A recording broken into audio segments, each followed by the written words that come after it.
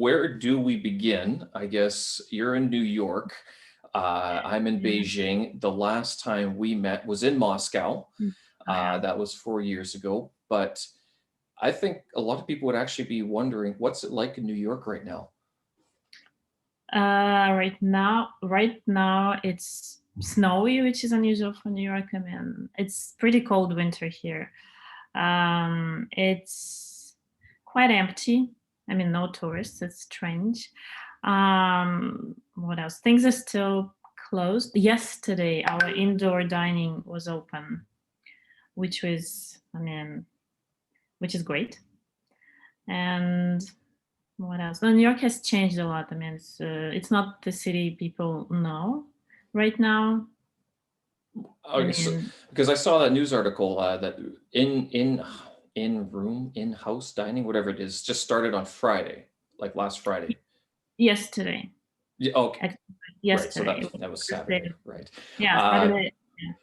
so then, when you say it has changed so much, I Yeah, mean, it has actually, but it's in been a what year, way? so now it's much emptier because before New York was full of people and tourists, like overcrowded even. But now it's really the streets are empty because there are no tourists, and lots of people who are New Yorkers actually have left to other states because the schools have been closed all this time, almost a year. And so if you live in New York in a small apartment with kids who don't go to school, and New York is pretty expensive, I mean, it doesn't make any sense. So lots of people have left, or people who have, let's say, houses, they live in the houses right now because it doesn't, I mean, make much sense. Midtown Manhattan, which is office, mostly it's offices, it's pretty empty because nobody goes to the offices yet. Um, so it looks a little bit strange, but at the same time, I'm kind of used to this New York, so it will be strange, I guess, when everything is open and crowds of people are out there again. So it's also enjoyable, maybe, in a way. Where are they going? Like, what states are they fleeing to? I don't know exactly. I know that lots of people went to upstate New York or anything around New York, like New Jersey. Some people have moved to other states. I don't know exactly which states, but just where they think they could. Because most of the people who can work, they work remotely still. I mean, of course, there are essential workers and there are people who work like in restaurants. I don't know. They go to actual work, but all the people who worked in the offices, financial sector, business, I don't know, banking, IT, they all work from home. Really? So Wall Street's closed. Yeah, pretty much. Yeah. Wow. There's, What about Fifth Avenue or whatever? What's that expensive shopping district? It's Fifth Avenue, isn't it? yeah, it is. It has been throughout the year. It has had its ups and downs. I mean, there were some um, when was it? Before the elections, they boarded up the whole Fifth Avenue because they were afraid of some protests and stuff, which Hmm. did not happen, but it was an interesting experience to walk along Fifth Avenue, which is kind of, all these beautiful stores. Their windows are boarded up, which changes the whole outlook. Jesus. Um, yeah, so New York has its own, challenges this year, I would say. What else has happened in New York? Lots of, like in Soho, for example, which is a district with lots of designer stores. Lots of stores have closed because they were not, like, there are no people to buy things Uh-huh. anymore, at least at the moment. So there are a lot of empty places. The rent has gone considerably down. No, I Oh, mean considerably, considering New York, and not considerably, but somewhat down because also all the theaters and the whole Broadway, all this is closed as well for a year. And all these people who work there, which is a lot of people in New York, like all yeah. the actors, um, they left also, I guess. And lots of people shared. In New York, it's very popular, like you live with roommates because it's so expensive. So there were a lot of, and still are in the market, lots of apartments which were not available, let's say, before. Jeez. How much has rent gone down?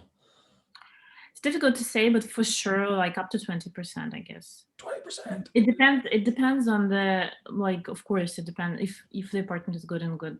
I mean, neighborhood and everything is ideal, which never happens in New York. All the factors are good. It still will be quite expensive, but But still, there is a big choice, which was never the case before. Before you had to fight to be approved to live somewhere.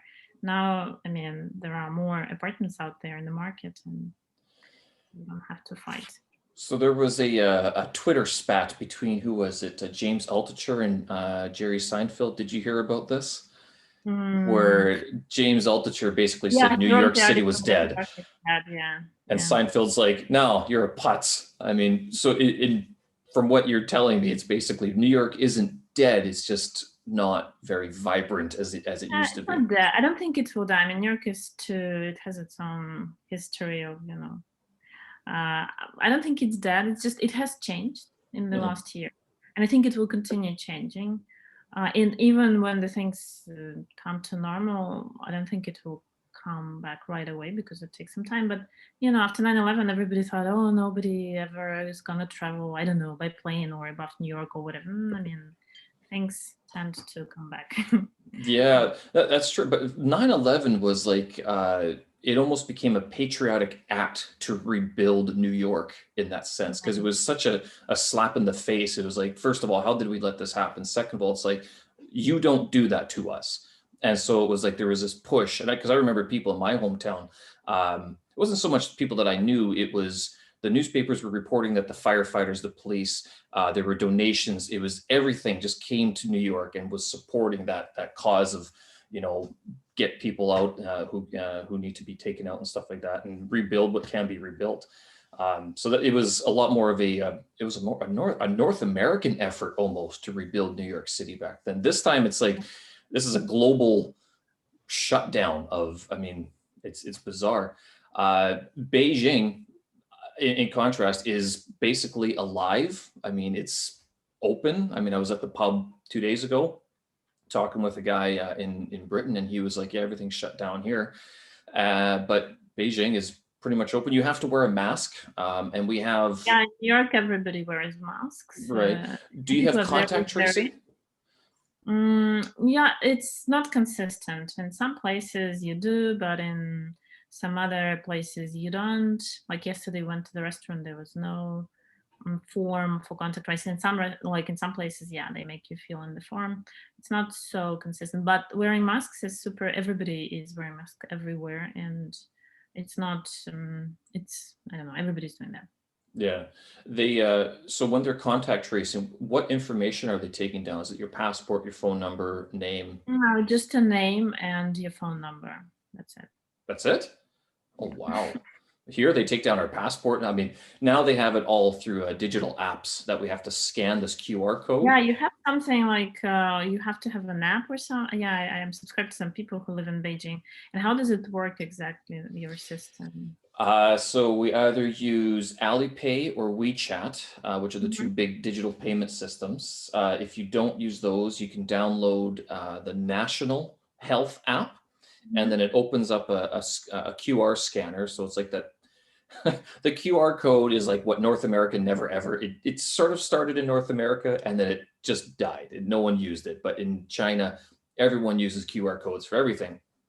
You scan it, and then it registers. You have a picture of yourself, and then it shows the time that you entered. I'm not sure if it shows the location, but then it also shows whether or not there's any issues, like if that area is a hot district or like a high risk Mhm. area. And it's also linked to your most recent nucleic acid test, so that can also show up in the result. So that's the main one that you have to scan. But then there's another one that shows a green arrow.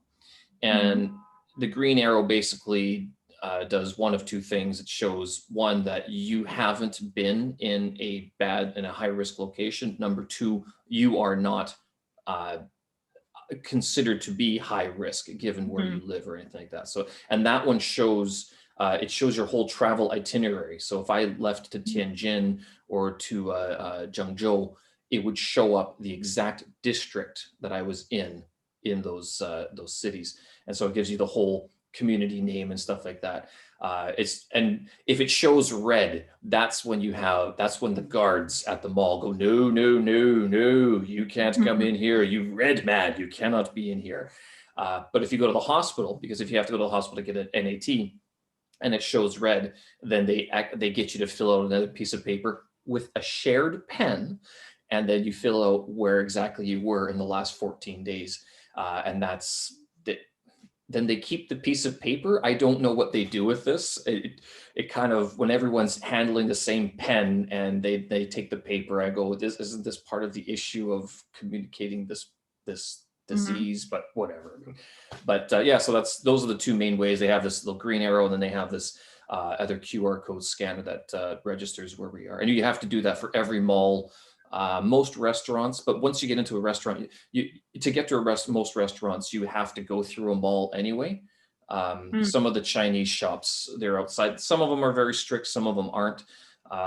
Depends how busy they are, really, because they're like, if they're super busy, they're like, QR code isn't going to stop that disease. Just come and get your Mhm. food and leave, basically. Mhm. But No, here QR codes are now popular in like in restaurants. There are no menus at the moment, and they're all QR codes. So you just okay. scan the QR code, and it opens the menu. I guess it's for, I don't know, not touching the menu by many people. Well, menus are dirty. Same with money. I Yeah, mean, yeah. it's That's just why a lot of places here are no cash anymore. Like they only take cards. okay. So is it just credit cards, or has digital payments taken off, like Apple Pay and Google Pay? They are here. I would not say they're so popular. I think in Russia they're more popular than here, but yeah, they're. Um, like, I mean, they're quite popular, but not as much. Not as much. Yeah. Here, I mean, everything's digital. I mean, if you give someone cash, they look at it and go, okay, I have to go call my brother-in-law to go to the bank safe to get the change. I mean, it's like, who keeps money anymore? It's usually Yeah, it's China WeChat. generally, it seems to me it's much more digitalized and much more ahead on this thing. Like New York, in many ways, is very much behind. Like it was built. I mean, lots of things were built 100 years ago when it was super cool, but now, I mean, it's beautiful, and I love New York, don't take me wrong, but compared to China, it's the thing of the past, in my opinion, in many, Yeah. like many levels. But I mean, China sort of had a chance to restart itself. I mean, there was a bit more of Yeah, a last 100 years gave it an opportunity to start anew, whereas New York just keeps on piling on top, basically. yeah, I yeah, mean, that's I think with New York, the subway system is sort of the most emblematic of, like, they just keep building into it or around it. They don't tear it down and rebuild it. that's the Whereas most Beijing, important they just thing rebuild about the whole thing. yeah, subway here is New York, you know. But New York, it's the place, like either you love it or you hate it. I don't think there are people who are, you know, I don't know. But who It's would a very hate New York? I know lots of people who don't like it. It's too crowded, too expensive. It's very like it's way too expensive to live here, and for the amount of money in other states you can get, I mean, you just need to really love New York to live here, or Yeah. maybe be born here, or like I don't know, if you have a place to live here, like a house or something, an Yeah. apartment. But you're not originally from New York. So what drew you to Um, New York? I love New York. I feel it's my kind of place. I don't know. Love is, irrational feeling. Right. It's just feels good here. I think I was born in Moscow and grew up in Moscow. Moscow is a big city. So I'm kind of a big city girl by nature. And New York is, I don't know, I cannot say Moscow improved. It would not be the right comparison, but it has a lot of these things which I love in big cities. Rhythm, I mean, not now exactly, but New York was before now and will be after now. So This generally, is an exception, right? yeah, exception. The pace of big city, lots of people from everywhere culturally. I love that. Yeah. And people who have, I think New York is full of very motivated people who want to do something, create something, I don't know, do business. For me, it's important as well. That's true. There is sort of that desire. Is it a desire to get ahead, or is it simply an inspiration to, I want to do something, whatever it is, like I'm going to do it. And I've I always think found, it's like, about, Americans I'm going to do this big. So if I'm going to do it, it's going to be either great success, or it's going to be a yeah, catastrophic failure. yeah. So and New York is more, I don't know, like people, you can it's a city which never sleeps really. I mean, and Moscow is the same, and for me I like this vibe like you can meet with people late, or I don't know. There are people in all types of everything. You can find whatever person you want and like make friends and go to parties and meet people. And it's for me, it's great. And I love the. I think I love New York architecturally, if you Yeah, can say well, it's a so. beautiful city, isn't it? And it talks to me a lot. I like that it's surrounded by water. I like that it has different neighborhoods and they have their own, character. So, Wouldn't New York and Moscow, wouldn't they have very similar architecture in some ways? Some of the buildings are similar, that they were built 100 years ago, same sort of that European framework sort of style. maybe, but not really. Moscow is very different. New York is very tall, and the streets are quite narrow. Hmm. Moscow is much lower generally than New York, and the streets are very wide. Moscow has more in common with Beijing, in my opinion. Like Hmm. this communist architecture, wide streets. Okay, Beijing has changed as well in the last whatever 10 years, a lot. But I mean, originally, Beijing now is ahead of Moscow in terms of how many skyscrapers and modern buildings are. But when I first came to Beijing, which was many years ago, 15 maybe years ago, I saw the Beijing which does not exist anymore, actually. Right. Yep. A lot of people have said that. I mean, anything Yeah, prior to 2008, it's pretty much yeah, gone. very different. And that was very much like Moscow, this kind of wide streets with quite low buildings and type of Soviet slash, I don't know, classical architecture. This was there. Yeah, with Beijing, what was it? I was watching Generation P last night, which you worked on, Yeah, yeah, I worked. and It was my last project in the film industry. and I was looking at because that movie is based on this book by Victor Yeah. Pelevin, but some of the scenes there actually are shot in those old. I'm not sure if they're old. I guess they are old, but Soviet style buildings, like the 6 floors, Mhm. and like they don't have any elevators or anything like that.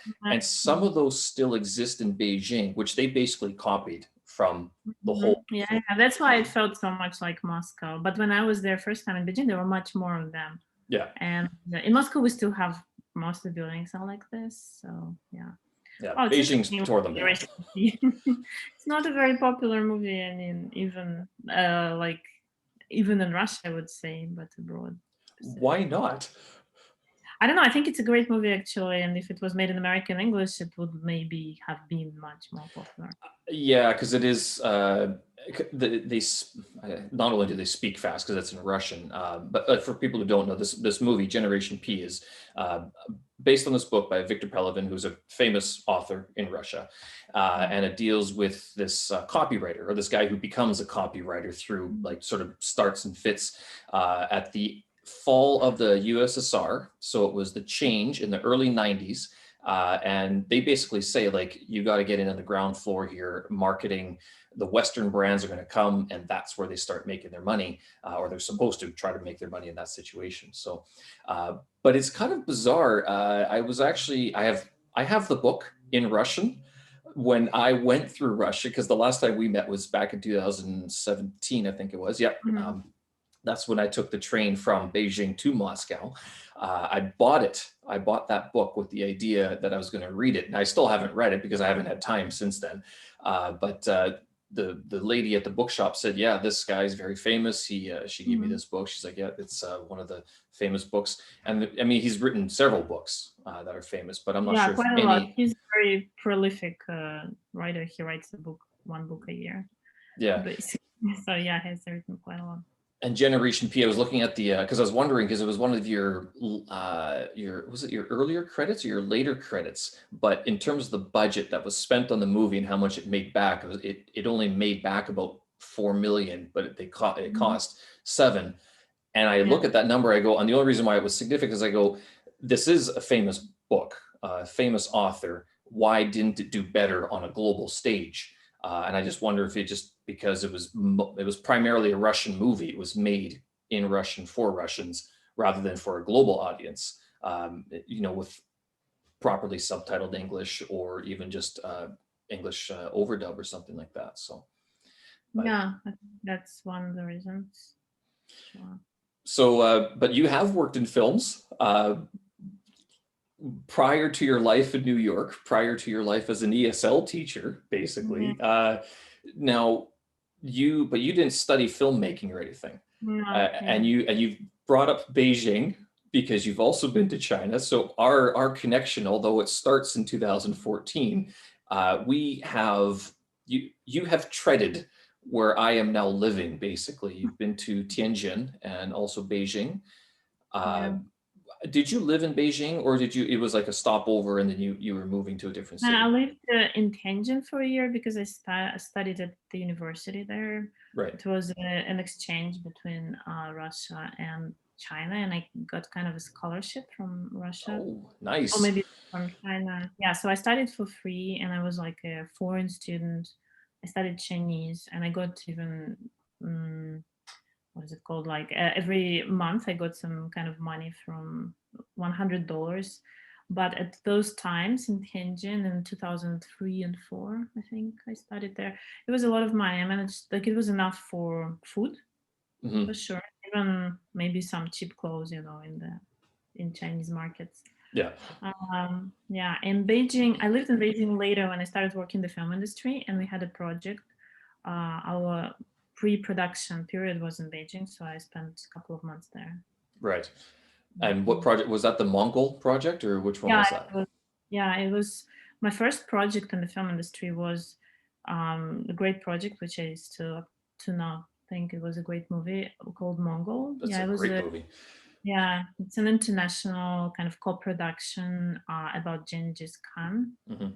How do you pronounce his name, guys? It's very Uh, different how I we say pronounce Genghis it. Khan, but I've heard Yeah, Genghis people Khan say Genghis before. Khan, some people say Genghis Khan. Yeah, okay, Genghis Khan. And yeah, it was my first actually job in the film industry. And Uh, what was your role on that? Because it said production assistant, or at least you're listed as yeah, production assistant for a few. I worked for almost 2 years on this movie because they shot it over 2 summers in Hmm. China. So I was summer one, then a year in between, and then summer two. First, I was invited, I just graduated from university in Russia. And because I could speak Chinese, and then in those old ancient times, not so many people could do it as now. Now Chinese is super popular. I mean, children are learning it in kindergarten. It was not the case then. And I think I got a message from one of the people I studied with in China because it was a group of us Russian students sent there for who got the scholarship. About 20 people from Russia got the scholarship every year, so I was one of them. And so they asked me like, do you want to work on the film in China? And I didn't know anything about film industry, zero. Or but I was just out of university. I was like, I graduated in June, it was like July, so I was looking for a job. I said, yeah, sure, I mean, why not? And I went for the first interview, the first and only job interview in my life. And the guy, he was a producer of this movie. He said, "Are you like? Can you speak Chinese?" Asked me. He asked me in Russian. I said, "Yeah, I just a year ago I lived there for a year and I studied Chinese." And he said, "Yeah, can you leave in a week? We need some like translators." I said, "Yeah, sure." Wow. And that was my basically. He said, "Do you know like this director Sergei Bodrov?" I did not know actually the director, though he's quite famous, but I knew his son. His son who died, he was a very famous actor. There were no smartphones, so I could not Google like who Sergei Bodrov was. So Yeah. he gave me the script. I came home, like looked on my old, fashioned computer, his name. I was like, "Ma, he's a cool director. Okay, great." And I read the script. The script was amazing. It was very like well written, very strong. I don't know, beautiful text. And I was like, that's interesting. And in a week, I just left and went to work as a translator. And so I arrived in China, and the whole crew they lived in a hotel in Beijing. Which hotel? Uh, I don't remember, and it was somewhere I think around for Ring in those times, but I Okay. don't remember the district or anything else. And so I didn't know anything about film industry, so everything was kind of a big adventure. I'm in Beijing, Yeah. working in the film industry. There are these people, they're like making costumes, something is happening, I have to translate. So I was just translating for anybody who was there. And then I think it was 1 month of pre-production. It was pretty interesting because it's a period movie, historical one. So there is a lot of preparation, which involves like, reproducing these ancient costumes, lots of research, lots of meeting with historians. Like it's a very interesting process to be inside. And then we were living. So the first year shooting was in Inner Mongolia, in the middle of Yeah. nowhere, basically. And before we had to leave for our film set, the director said, I don't really know, like maybe you can work as a translator with the sound department guys, like I don't know. And they were French people, but okay, they spoke English as well. I said, Whatever." And then I became a translator of the sound department, which was a completely new world for me because I mean, we recorded live sound on the set, and I was translating for them. And the set was basically the steppes of Inner Mongolia, Yeah. which is, the most beautiful set I've ever had in the film industry. It's one of a lifetime, opportunity. Yeah. So the shooting was, the first year was quite, we had a lot of international crew. But then the second year, everything changed because I think there was some money issues. And in between the first year shooting, which was like 2 months, I think we shot in Inner Mongolia. And the second year, I became personal assistant of Sergei Bodrov, and I worked as his personal assistant. This was very Oh, interesting. I think wow. it's So you're right one of up the there best in the things ranks all of a sudden. yeah. No, it was very interesting because he's a very interesting person. And I was a very like young, eager to learn the world, I don't know, girl then, young woman. And he took me a lot of times with him, like when he was meeting people and everything, which was about film. And it was very interesting because I was discovering the world which I did not know at all, and there were a lot of interesting, very creative people. And he was full of stories because he lived in Hollywood, and he was one of the directors recently of some Hollywood movie with a budget of like $200 million. Like he had a lot of experience in life. He has Yeah. met people, he has seen things, and he shared this when he had time. Like he told me stories, and I think in many ways, this 1 year of working closely with him maybe made me into, and 1 year in China before that maybe made me a person, because when you're so young, you're very you're not set up yet in your ideas, and when you're so exposed to the world and people in it, that changes a lot of things.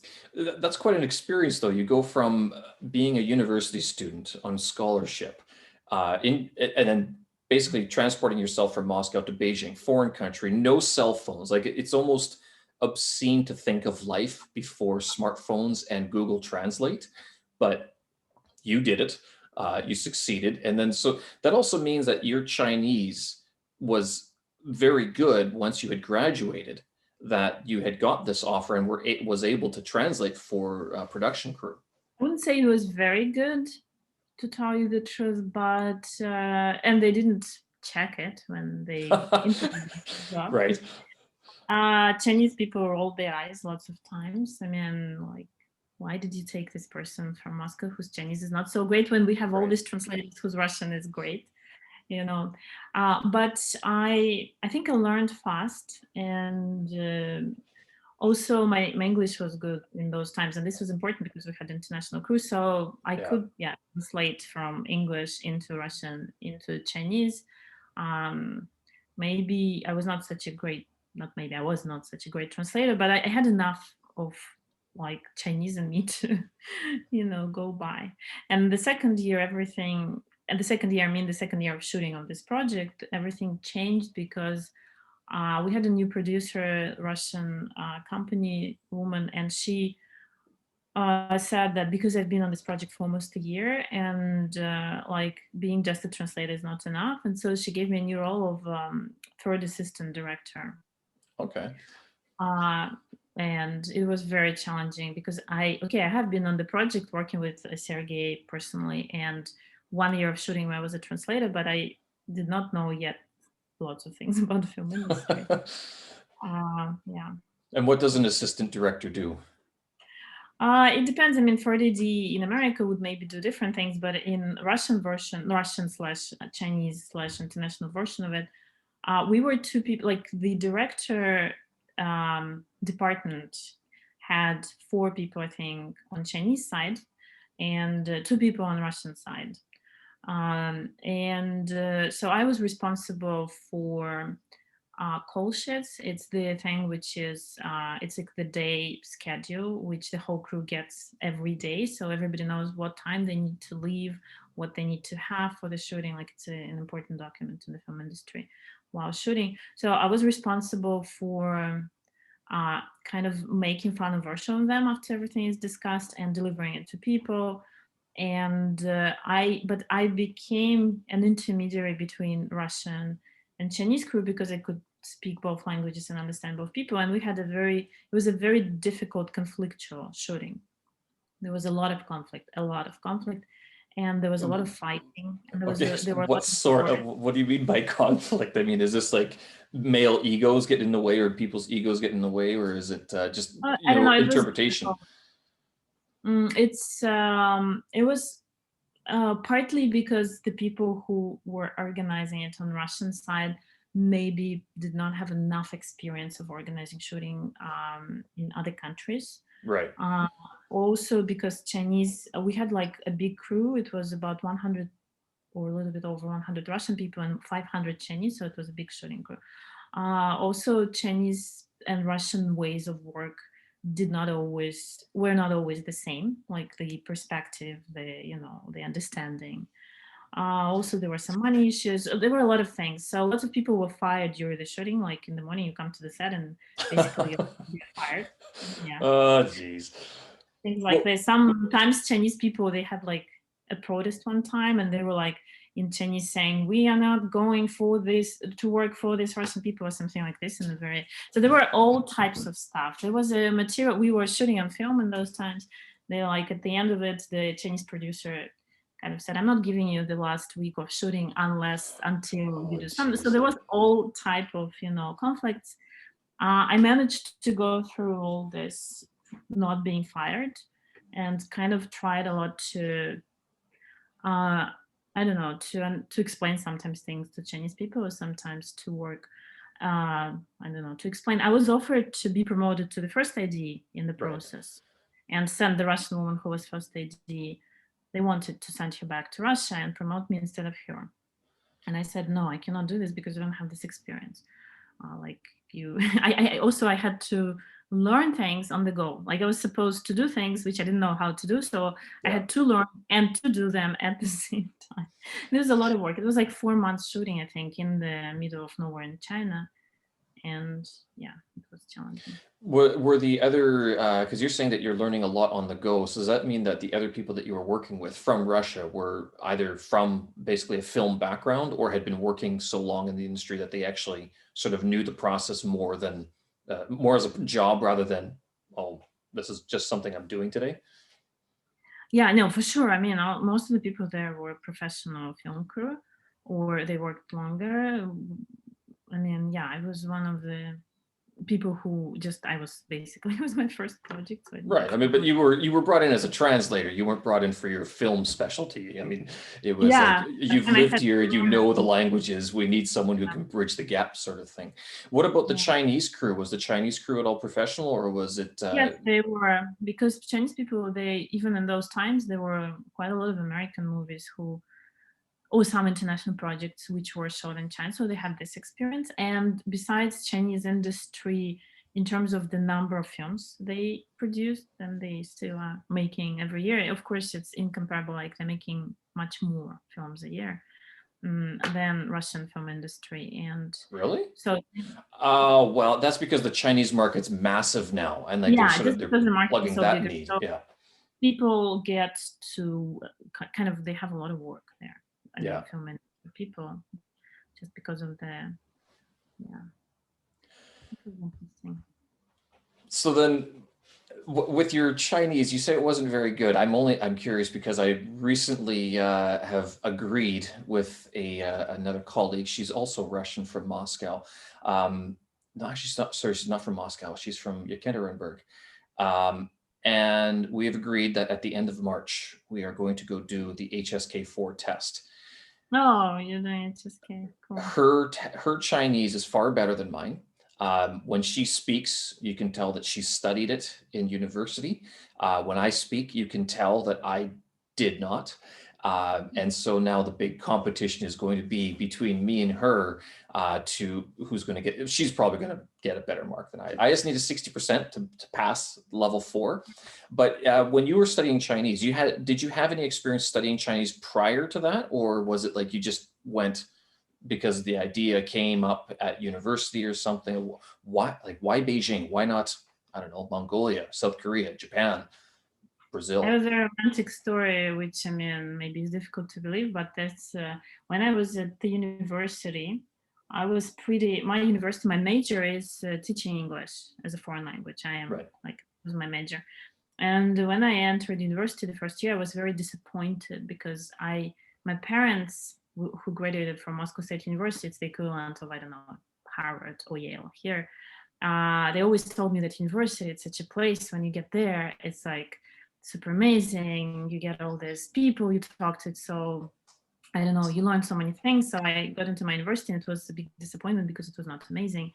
And like I don't know, it did not have the depth for me. Or we studied language a lot from different aspects, like grammar, I don't know, phonetics, history, but it was all very limited for me. I thought university is somewhere where you get a lot of. So I was kind of disappointed in looking where I can else learn something. And then one day I learned, we had the anthropology course and we had a list of books to read, and I read what's this Taoism, I think in English. Tao, I don't know actually the The Tao, English. yeah, the Yeah. Taoism is a So Taoistic test. yeah. I can't remember who wrote it. There's a few people who In contributed to. Russian, it sounds like Tao Te Ching, but I don't know like it's the main book of Taoism. Yeah. And I read it, and I was like, wow, that's so deep, that's so amazing. I would like to know the people like who wrote this book. How do they speak? Like, what is the language they're speaking? So I got this idea that I want to learn Chinese to understand like how they were able to write such a great book, which inspired me so much. And I found some courses, and these courses, they were free and they were like governmental courses. So it was 3 years of studies, and then you would get some kind of certificate that you were a certified Chinese, no, I don't know, like translator maybe or something like this. Wow. Okay. Uh, yeah, and I started these courses, and then I found out that also they had this scholarship that you can go to China, and I thought like, yeah, I really wanted this scholarship. I really wanted to go to China, so I studied Chinese for 2 years in Moscow, Oh, and then okay. All 1 year right. in China. And then when I came back from China, I had to finish this course. It was 1 more year. So all in all, it was like 4 years. Um, I say I spoke it badly, but I mean, now I don't speak it at all because Chinese is the language which, if you haven't practiced, and I haven't for all these years, it disappears. It just leaves you. Oh, don't say Um, that. Does that mean I have to keep on reading Chinese and speaking it, even though I will leave China at some No, point, you if I ever? continue practicing because if you don't, I don't think I will ever lose my English even if I go on an island now and don't speak it for like 10 years. I don't think I won't be able to speak English. But with Chinese, I understand lots of things like, this Clubhouse, the app which is very taking up right now. And I found some Chinese speaking rooms and I switched it on and I listen. Like I still can understand lots of things which people are saying, but in terms of speaking, no. But all in all, I studied 3 years in Russia and 1 year in China. Oh, well, but then you said your major was teaching English. So Yeah. you were doing two languages basically at the same time, studying English Yeah. to teach English and then studying Chinese to go study the way of the Tao in China. Yeah, I also had German as my second language in university. Of And I course, why also, not throw in some German on weekends? What else do I have to do? Just pick up this book and learn another language. How far was your German in university? it was pretty good at some point because I really invested some time in it. I had friends and I could write, like my friends lived in my place and we communicated in German and we exchanged letters. I recently found some emails. I said like I could write an email in German sharing. Oh. When I went to China, I wrote emails in German, like telling them how my life in China is. Not anymore again because this language kind of also I haven't practiced it. But languages, they come and go, I guess, If you don't work on them. Yes. Well, I'm yeah. hoping that one of my inspirations for buckling down with Chinese was when I was talking to a colleague of mine who had also studied Chinese at university level prior to coming to China. And he's like, do you want to hit the books for like a year and you just want to focus and you want to get to a point Mhm. that within that time, basically you can't lose it. So there is that language atrophy that happens over time, but you want to get to the point, you want to study it so much that you can't lose it. And I have found it's very common with all the foreigners that live here in China. They all say the same thing. It's like Chinese language does not pay off at the beginning. It pays off at the end. Mhm. I mean, it's not like Russian Yeah, or but German where where you the sand is I mean, yeah, you got to spend years developing the here. basics of the language. Only then can you pick up a book and go, "Oh, that's what that says," Yeah. and I actually How understand what how it is the means. like, do you use Chinese now on everyday, basis? I mean, in your everyday life? Because I know it's impossible to live in Beijing and never use Chinese actually and go by easily, but how much Yeah, Chinese? I mean, I can have basic conversations. Mhm. I can make my desires known. Like if I need to buy something, if still talking to some of the taxi drivers, I don't get what they say, but they have accents, Accent, yeah. which that's just an excuse because a lot of my failure to understand is vocabulary. It's just that I don't have my vocabulary isn't as wide as it should be in order to have a sustained conversation. But if I was like with my Chinese teacher, when she gives me, a softball, you can hit this one, Steve, you got this, then I can respond in full sentences, albeit a little bit grammatically terrible. But my vocab can shine in that situation. But if it's on the street, someone asks me a question, I mean, I can usually get it, and I can stumble my way through it, but it's by no means fluent. It's actually kind of terrible to think that I've been here for this long, and not able to produce enough spoken language to actually communicate in a fluent manner. But I mean, I can read a lot. I spend a lot of time reading, so the character recognition has gotten a lot better, and Mhm. that's helped vocabulary. And as I help the vocabulary, if I read different things, not just my textbooks, but other like books and magazines, that seems to help with the words sticking, and then I can then speak them later on. Yeah. And then I've never really had, I do have issues with tones because Chinese is a tonal language, but it's that's not why they're not understanding me. They would not understand me because I am either saying the wrong word or I am using a paraphrase, which to me is a sign of success where I don't know the exact word, but I'm able to talk my way around it. Mhm. So I'm able to do that a lot more now. But I mean, some of the words I use, they're just like, why would you use that word? Why don't you just say this word instead? It's like, well, because I don't know that word. So Yeah, Chinese it's is been a tricky. slog. It has been a slog, and I can't wait until I'm actually I don't know, to tell you the truth. I mean, you're saying that you've lost your Chinese over time, and I do wonder if I ever left China. I mean, I've spent so much time invested in this language. What purpose would my life have anymore if I all of a sudden I was taken out of this country where it's used? Yeah, I was always saying that the time I invested into Chinese, I think I could learn like 3 European languages in this time and not lose them and have them like on the level much higher than my Chinese. But at the same time, I'm very grateful because Chinese brought film industry into my life and lots of I don't feel like I lost this time now. It was a great period and yeah. You haven't been back to China since then, though, have you? You've Uh, no, I have actually once. I went there in 2016. okay, I went to China, like a short visit. I was in Beijing and traveled to what's this? To Guilin and okay. Shanghai, and this. It was just a like tourist travel. I was surprised because so many things changed since my. What would have been the biggest change? I know what you're talking about, but I want to know what you saw different in that time. I think the way the China, like all this, the level of life, maybe it was obviously much better for many people. I'm not saying for everybody, but mm, and how it has become much more modern. Because in the times when I was there, it was exotic in many ways because it was behind on some things, but I loved it. I mean, it's not for me, it was just like interesting because it's such a different culture. And now, yeah, the way everything was digitalized, the way all these buildings were there, mm, it was amazing. I mean, the people who sold something in the street, like they had Apple Pay and whatever, like all this great. And then I think about Russia, and then I think even about America, where people like still pay cash and lots of know Yes. how to do it. And I'm like, interesting how so many people learned so many things in such a short period of time and upgraded themselves on so many levels. This, I think, the also the speed of it. I mean, China is known for its speed, but if you don't see it with your eyes, for you, it's just like, yeah, there is somewhere China where some things are happening. You're not really, you don't know. But when you see it and you know how it was, you're like, wow, I went to Tianjin and the whole neighborhood, my university was not there and the neighborhood was not there and nothing was there from what I remembered. And it took some like what, 10, a little over 10 years. Everything has changed.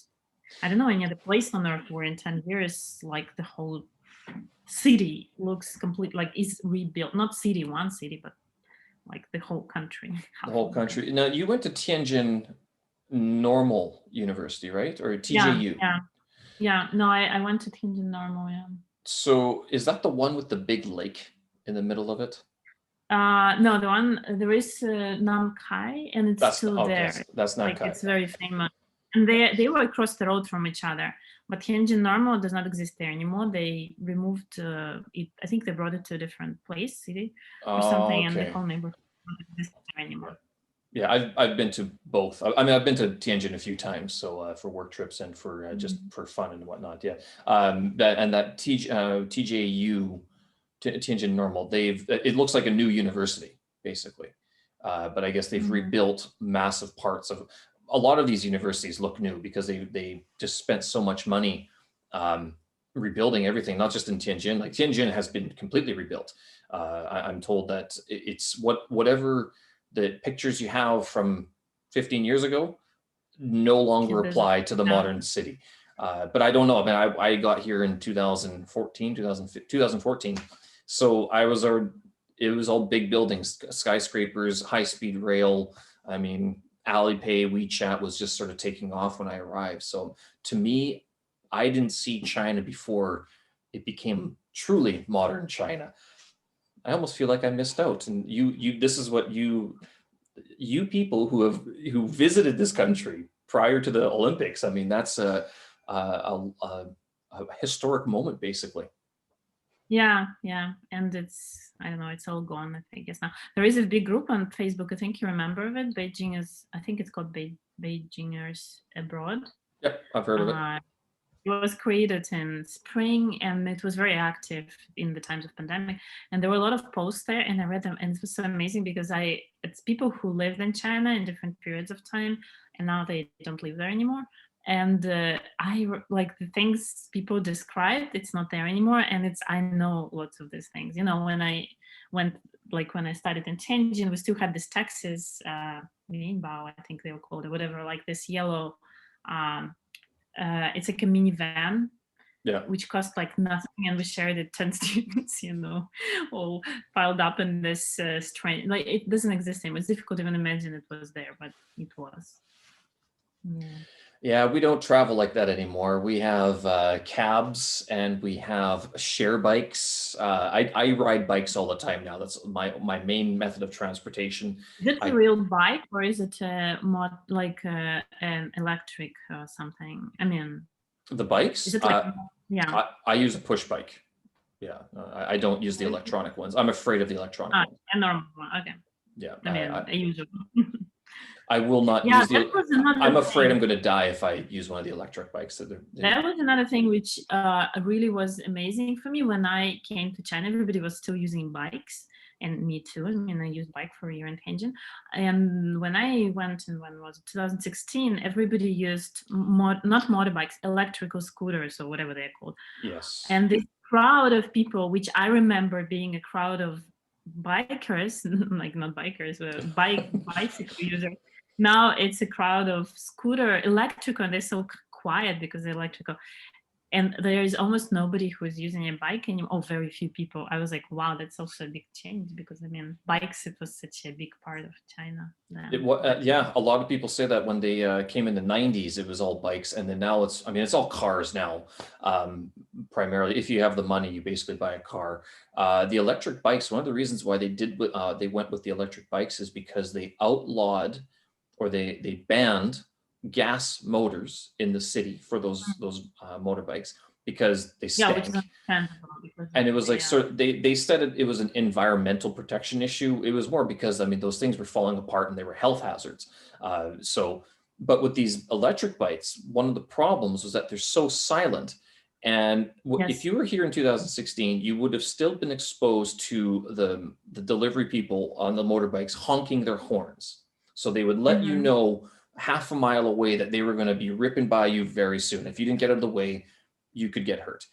They don't even do Yeah. that anymore. There's no more honking. There's very little honking anymore. I don't know what changed. I don't know what government policy came out, but the bikes, the cars even don't honk as much as they used to. So in the 6 years that I've been here, that's the one big traffic change that I've noticed, that it's a lot quieter, Mm. relatively speaking. It's also a lot more dangerous because you do have to watch where you're walking, because those Mhm. bikes, they go both ways. They do. It might be a one-way street, but no one's going one way on those streets. They're going all ways. Wherever there's an empty hole, they're basically taking the opportunity to get through. So you've basically, you're now in New York. You've been to China. You said you could have learned many European languages in the time that you spent learning Chinese. But how is your French these days? Given that we did meet in Montreal, were you studying French at that time?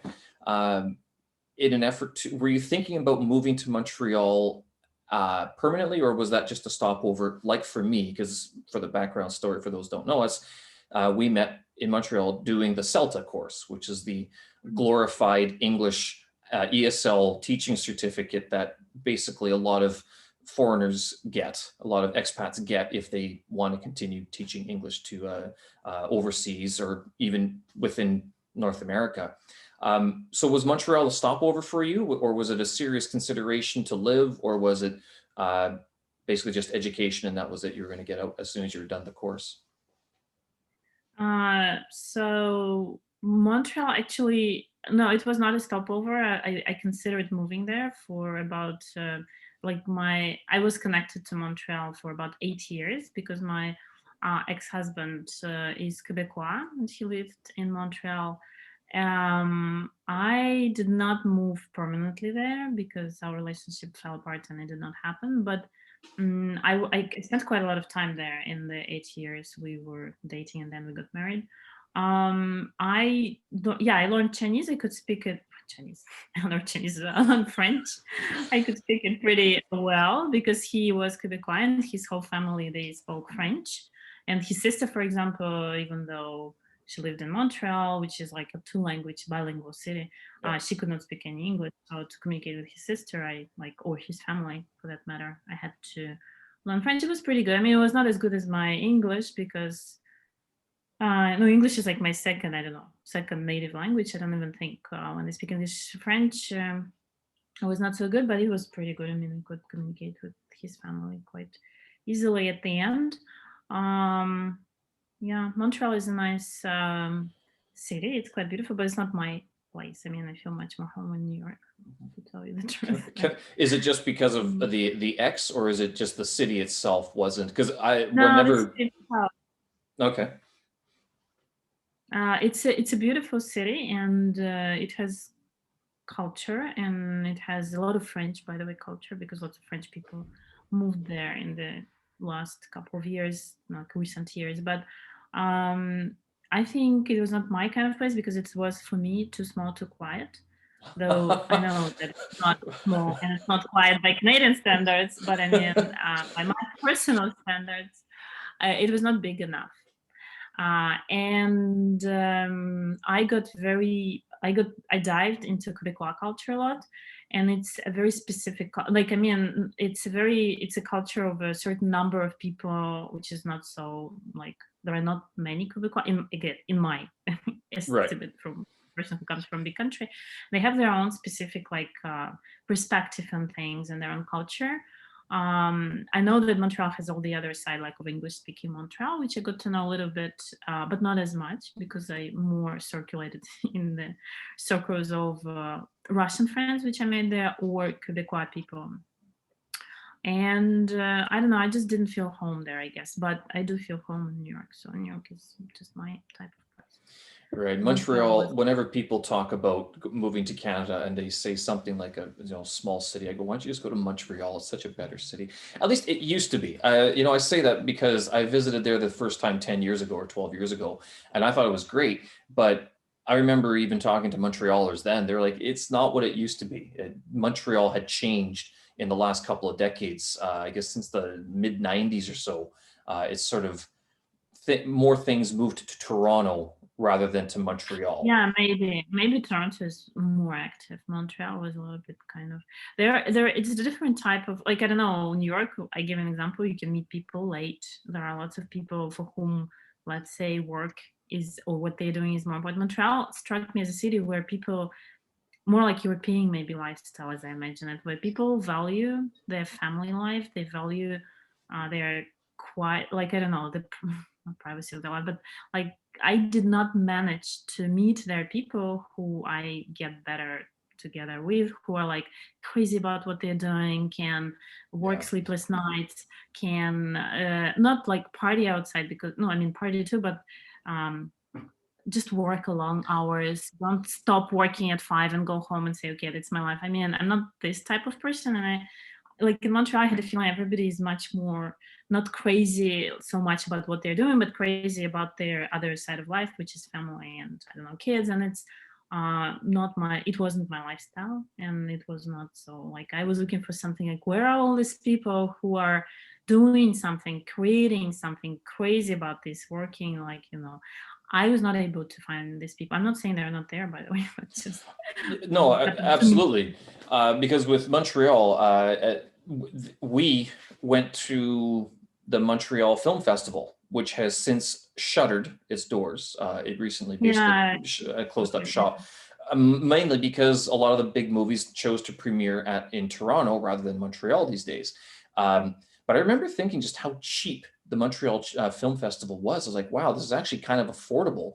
And it was a very global experience in contrast to something like TIFF, like Toronto Film Festival, where it was a lot more big budget, big business sort of movies. And I know that's just a very narrow view of it, but in terms of what you're saying of where are the people who are, live this life, that Montreal is known for, the Just for Laughs festival. It was the film festival before. They had great hockey teams in the past, but I mean, have since sort of petered out.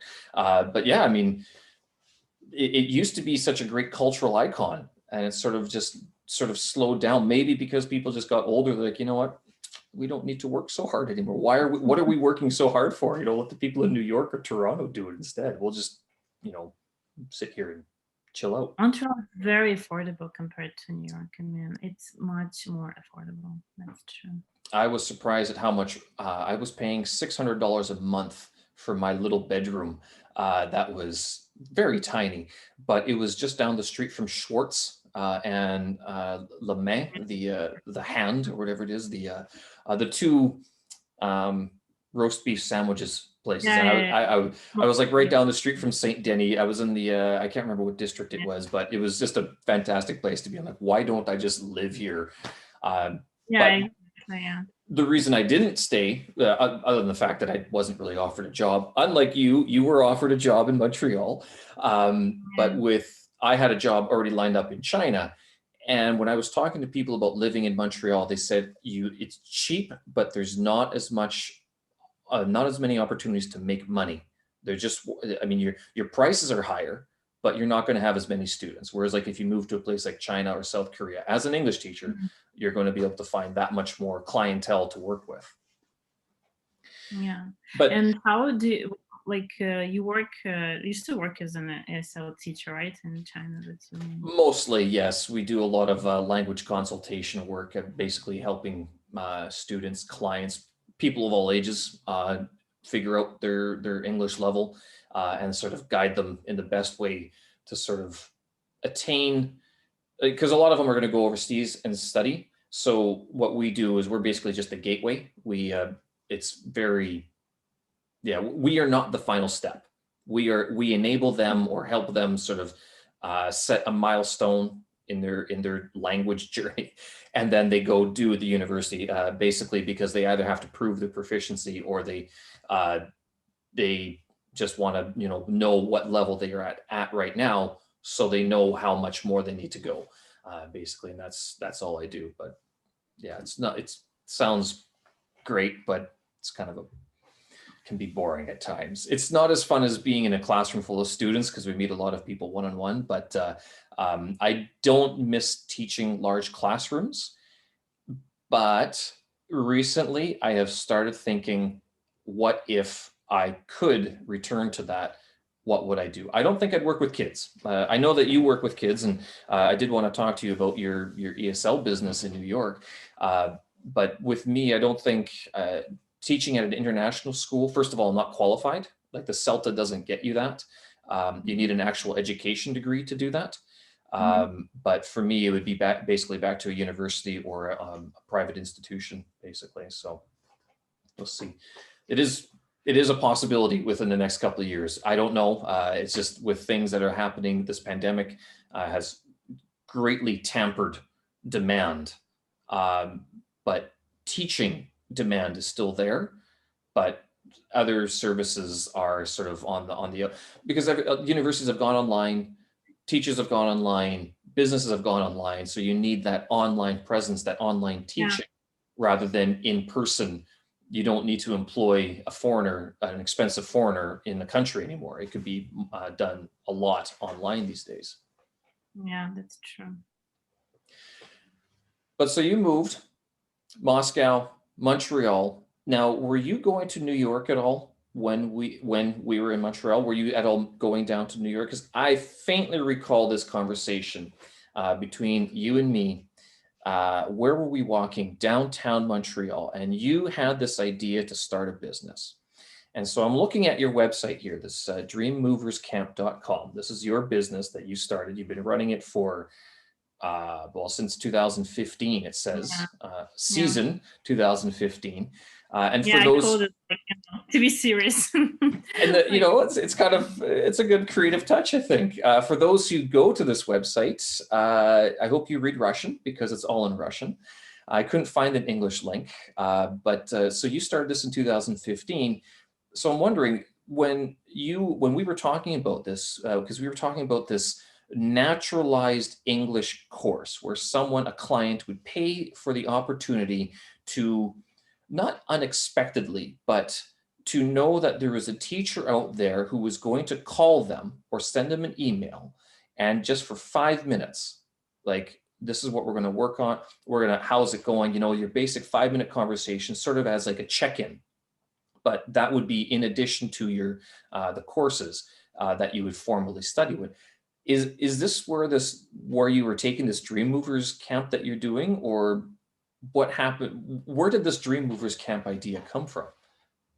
I don't know. I don't know where ideas come from. I think it was a combination of things, but um, it's difficult to say. Like, I think it's accumulated because I have been teaching English for a lot of years of my life, actually. Because in China, when I studied as a foreign student, I needed some money to travel because $100 was enough for food, but not for traveling. And so I worked there in school for a year and in kindergarten, in two kindergartens. So I taught this Chinese, classes of 50 people in one 45-minute Oh, English lesson. yeah. Yeah, it was an interesting experience. And then I dropped teaching because I worked in the film industry. But then after I left film industry, I went back to teaching. I was a private teacher. And I don't know, I went a lot to Montreal and all this English speaking environment around me. And I always thought like my students whom I teach, I kind of created artificial for them because my students are Russian, as much as I can with my lessons. But this thing, which is so needed, like this environment, how can I bring that to them? I mean, because it's out there.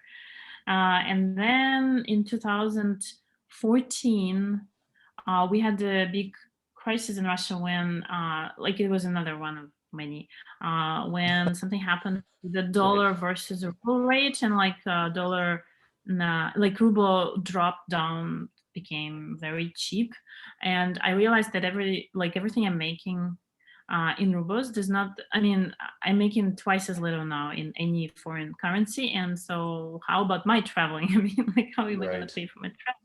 And I think combination of these factors, like I've been thinking, I had some ideas before, like, but this idea worked. So I had, it was winter 2014, 15 when I had this idea. I thought, and I always loved New York. I mean, I was not going to move there at that moment of my life because I was going to move to Montreal, but I always liked New York. It was always the place. I just, when I moved here, finally, I was asking myself only one question: why did it take me 10 years to realize that this is the place I always wanted to live? And like, why I never, like, why it took me such a long time, I mean, to realize this. So I had this idea where I would bring kids for 3 weeks in New York, and use the city as the classroom because the city is the environment. Partly I chose New York, okay, because I loved it, but also I chose New York because it's a rich environment. It has a lot of museums, it has a lot of beautiful architecture, it has all types of people. So there is something there. If I use environment to build my lessons on it, and all the lessons I built on New York. So I mean, then I need something which I cannot bring them to the ocean and just let them surf. I mean, this will not work for my what I want to do with the kids. So I had this idea that I would bring them. And another idea which I had is that usually camps and language schools, the kids live on campus, and so they get to know somewhat the country if it's a foreign country, but it's not really it's not really the same as if you get to live in the city and experience the city as if you like as if a real New Yorker in this case. And because I had such a, I don't know, vast experience of living and traveling in other countries, I thought, how can I create this model where they experience life in the city, not as students on campus, I mean, which is also pretty great, but my kids are teenagers of 11 to 15, so it's not the age where they can travel like freely around the town by themselves. But how can I reproduce this still in somewhat so they can experience living in the city and not on campus, uh, and like get the environment every day but still learn something? And that's how the idea was born of Dream Movers. And the name, it was it's another story how it was born, but uh, in many ways it's like philosophy of my camp, because I also thought that New York is the city where all the people come here to realize their dreams, whatever they are. And this is a good place to talk about the philosophy of dreams and like what does it mean if you want to do something in life. And I think teenagers is a good years to talk about this. Like, if you want something in life, how do you understand you want it? How do you, I mean, what do you need to do to realize it? It's not just sitting and dreaming. And so my first camp, I had, because I had experience of organizing film shooting abroad. So the idea of bringing kids to another city did not scare me maybe as much as it would have scared other people. I just really, in the film industry, I moved from like translator to director's assistant, but then I was producer's assistant, coordinator, and then I became like, in my last movie, I was like, I had the function of line producer. I don't know what they put on credits, but so I knew how to make a budget. I knew how to make a film shooting schedule. So I had these skills, which were pretty useful at the start of your business, because that's what I did. I counted, okay, if I rent a house and put the kids there and like this number of kids, how much money do I need for 3 weeks? So I made a budget for this. And then I thought, it's fine. The funny thing is that when I got this idea, in my life, I was in New York only 3 days. So basically, I did not know New York, but I thought, like, I mean, of course, it's like a great city. And what's the problem of, you have internet for all the research and everything. I had like the idea was there. Of course, over years, it became, I don't know, it's now a solid program with certain approach and stuff, but the first time when you're doing something, it's just experimental. And I thought, I taught mostly students from upper middle class families in Russia. And I also knew, I think what also helped me with my idea, I knew because I was like very closely communicating with them. So I knew that when their parents paid money and sent them to schools in England, let's say, or in Malta, I knew what were things they were unhappy with. And I knew what they didn't like. And so I thought, okay, maybe I can offer something which will be different from this experience, because I'm not in any way competing with any foreign language schools. It's not, I'm doing something different. Uh, and so first students, I was selling to the parents of my students. And my first client, his parents gave him this trip for his birthday. And he was the first child. And I needed like in my estimate, I needed 5 people to make it work. So when they gave him for the birthday, I thought, okay, if I'm not able to sell my program to 5 people, I would take this one guy because they gave it to his birthday. So I cannot dump him and say, sorry, Yeah. this year. Oh, that'd be I would just terrible. take him, we'll rent an apartment, and I would show him New York. Like I was so I so much wanted to do it. Nothing could stop me at this point. And so, but then I had in my first camp, I had how many? 6 people, I think. And all of them were either my students, or I used Facebook and Instagram, and like I sold it to people. And I was lucky, I think, with the house, because house was a big part of my concept. I wanted to have a nice place. I wanted to show them um, New York as I saw it when I was first time here and fell in love with it. So it was in the same neighborhood. And I spent hours and hours looking for a house on Airbnb, but everything was very expensive or very far or not working. And so I found one house. I booked it with my personal money because I didn't sell it to anybody.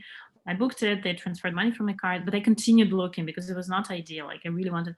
And then almost right after I booked it, I saw this ad, and the photos were very strange. But the house, there were a lot of books in the photos, which is unusual. Like not many people. Not unusual for New York. Now I know, but genuinely unusual for North America to have a lot of books in your house.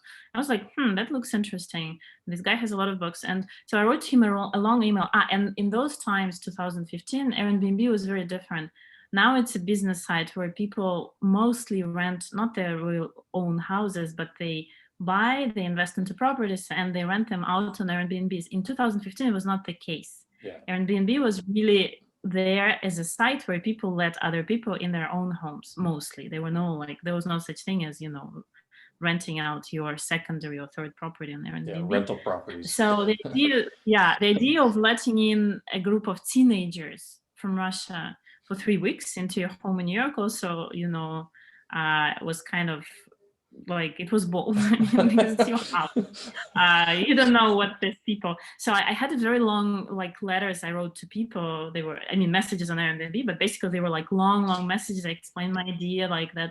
I'm sure it will be fine because these kids are all from good families. They all have like big houses themselves, and and stuff like this. So so I saw this beautiful. No, the photos were not beautiful, but something there. Like I saw books, and I wrote the long email to the guy explaining. And I said at the end, I don't know why, up to this day, I don't know why I did it, but at the end I asked him, "Are you by any chance a writer?" And on Airbnb, you don't have you don't, until you pay, you don't know the details. So I could not Google him, or there was no maybe Google photo search like it is now or something. So I just didn't know. And he wrote back and he said, "Do you know me?" And I said, "No, I don't know him." But it was just a wild guess, and I don't know why even I asked this question. But he turned out to be a writer. He's not a fiction writer, but non-fiction writer. And he wrote, by the way, a lot of books on the USA and China history, because his wife is Chinese and he can speak Chinese, and he opened the office of New York. I don't know what Times or New York or one of these famous media. He was like the head of the office in China because he could speak Chinese. And so it was like lots of interesting things which connected us. And we exchanged, because he's a writer, he writes like long, beautifully worded letters. So I spend hours and hours, trying to make letters look well written in in English, and we exchanged them. And so he basically rented the house to us, and this house became the home of Dreamers Camp for the next 5 years, because we became like friends, and he always rented the house to us. It's in a very good neighborhood in Brooklyn, and Yeah, and so the first time it was all experiment, which worked well. And then over the years, the program, like I worked on the program, there are certain elements of it which work, and I know how it works, and I don't know, it's very, I like my project, I guess. Now it's not there, and I don't know when it will come back. But You're on hiatus right now because of this pandemic that's yeah, the been pandemic, yeah. enforced upon us. So then, when you say there's the elements, what are the elements of your camp? Like, what do the kids go through? So the elements are New York is the biggest element. It's the city and what it has to offer. And what it has to offer are all these museums and beautiful things here. So the program is built like they have lessons in the morning because they are Russian, no, up to now, they were Russian kids mostly who came to New York and they want to practice language, but of course not only. So my lessons, I created them all myself and they're built on um, everything we're going to do here. So I use the elements and the language and the vocabulary and whatever of the things which are then the things we do. For example, we go to 9/11 museum and memorial, and before this we'll have a lesson about 9/11. So, and then after this we'll have a like a Dreamers Hour. It's called in the evening something when we will close up the steps. So everything which is happening to them, there are no lessons out of the books or not connected. Everything is connected to what they live through here, to what they see here, and it's also connected throughout the day because in the morning they would have lesson with some information, with some words, with whatever. Then we'll go there, and usually in the museums or wherever we go, we have personal like I hire people who do things with them, or it's a personal excursion, like not with other people. So very often it's a workshop where they have to do some things. It's interactive in the museum, and then we have like in the evening a recap where they have like it's I use a lot of like we use creative writing and they create things, they write, they draw, I don't know, they prepare projects. So use New York as the everything which gives us material for studying. Sounds like it's an actually practical school curriculum that you've come up with, something that most classes completely lack, doesn't it? Yeah, I guess so. So this is one element. Then, and like it includes museums and visiting. The other element is a creative project, and it's either a filmmaking or a theater. Filmmaking because I mean I have this experience, and because I think it's super cool for kids, and because New York is it's a beautiful background for filmmaking, and I mean lots of films. It's just created to be filmed. So we work on the project. We have a person like who works with them, but I can guide them through. Um, and it's a very interesting process as well because we become a shooting like I don't know film crew. They have different roles. I tell them lots of them don't know what film industry is about. And one of my ideas when I introduced filmmaking was because when I started working in filmmaking, I was like, why didn't know, like, why nobody told me there's such a whole part of life with, I mean, such great jobs there. And like, I did not know anything. Of course, nowadays, I think most of the kids know more because like, I don't know, everything is much more Much transparent, more but connected. still, yeah, much more connected. But it's one thing to know. And the other thing is to really record the sound on the set for like 2 days of filming. It's very different. So they have all the roles, which they mm, like assign themselves, whatever they feel like doing. And then I tell them that now it's your responsibility, guys. You have to create a film. If you don't, we will not have a film. I mean, I'm not.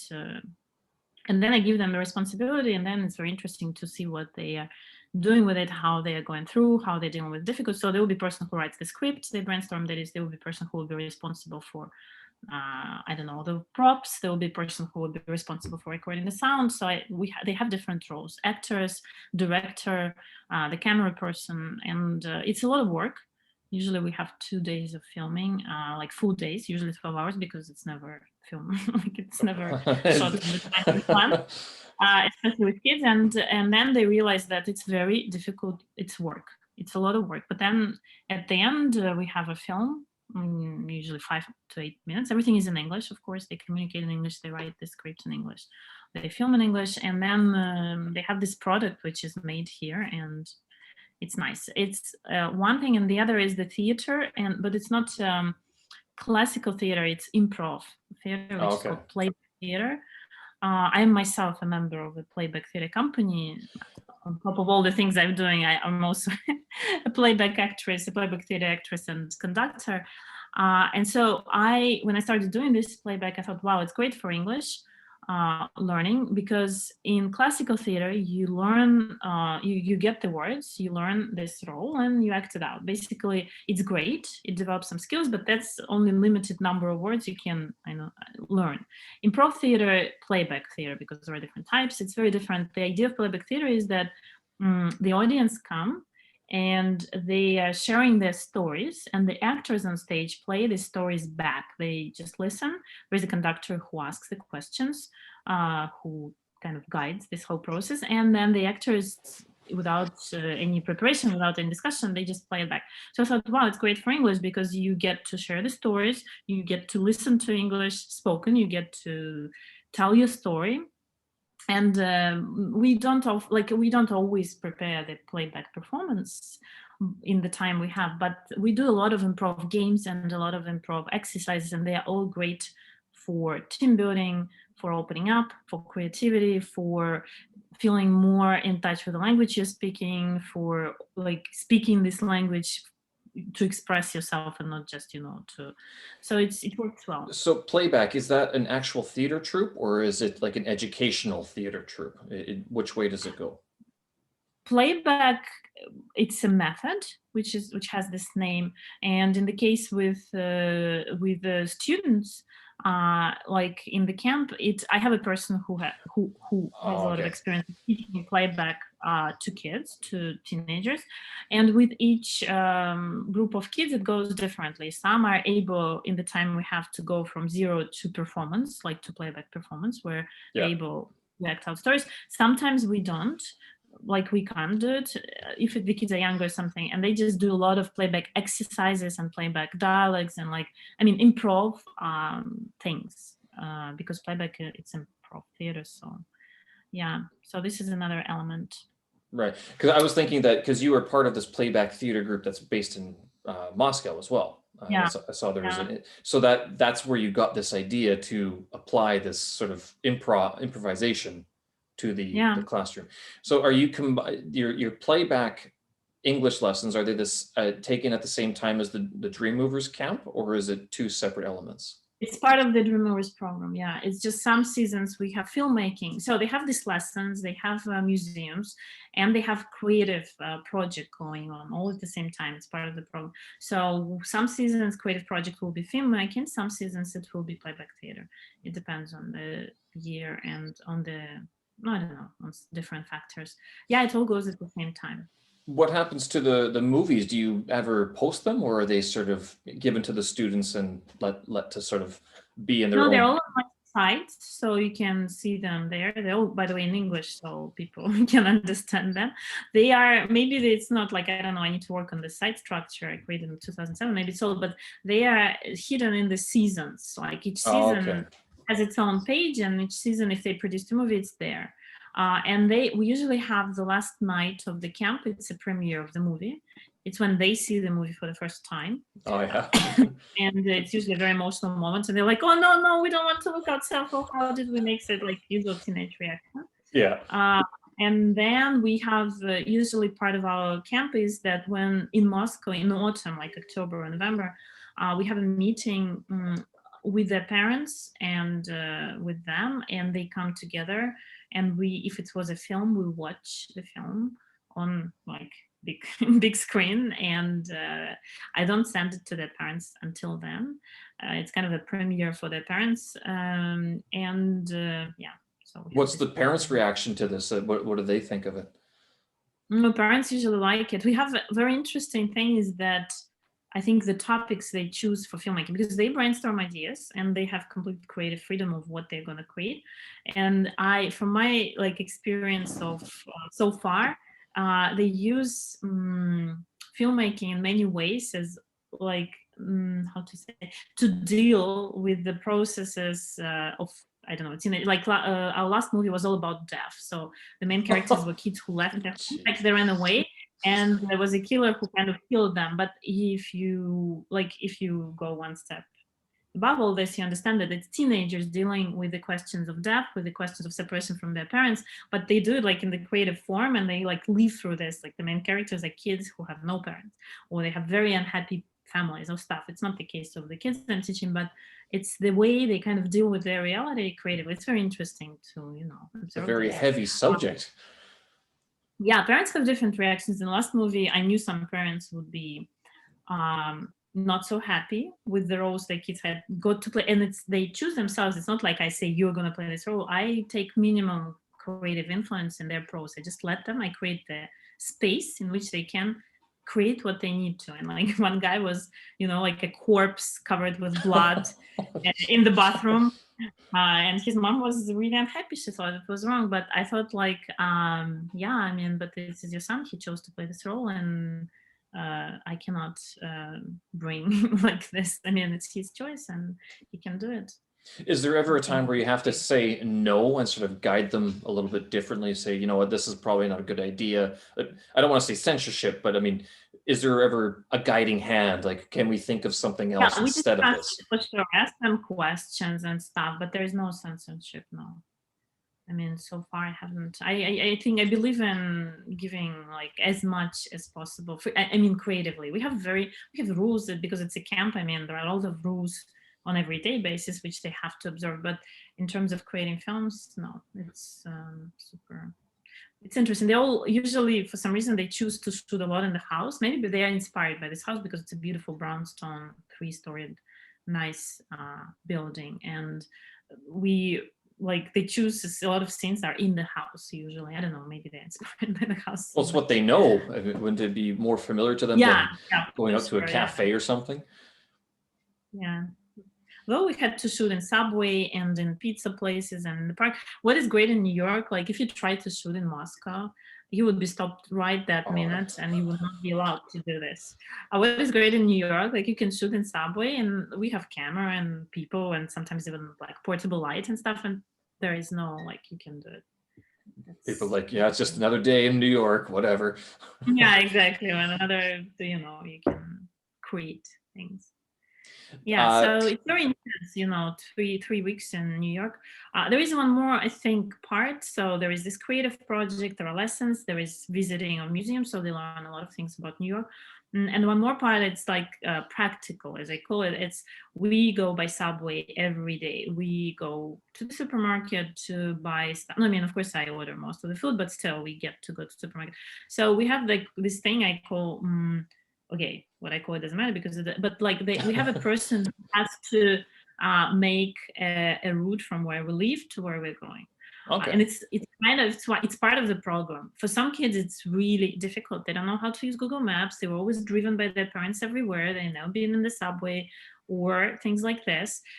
Some like it's and I think it's a good skill. And so we make sure they have this Google app. I teach them how to find your bearings, how to make route, how to find them like this exit you need, and it's part of the program that everyone has to do. Some people like it and they volunteer for more than once, but some people really struggle with it because they're not used to it because I don't know, I used to be driven everywhere and Do they yeah. have to use the subway, or is it can be any method of public transportation? I understand the exercises to make your way through the city, but it sounds like you're using the subway because it's probably the easiest, most efficient. Yeah, it's the most popular way to travel in here. I know we sometimes take bus, but most of the things here you go by subway. Yes, so that's the way you So move would around they, in New York.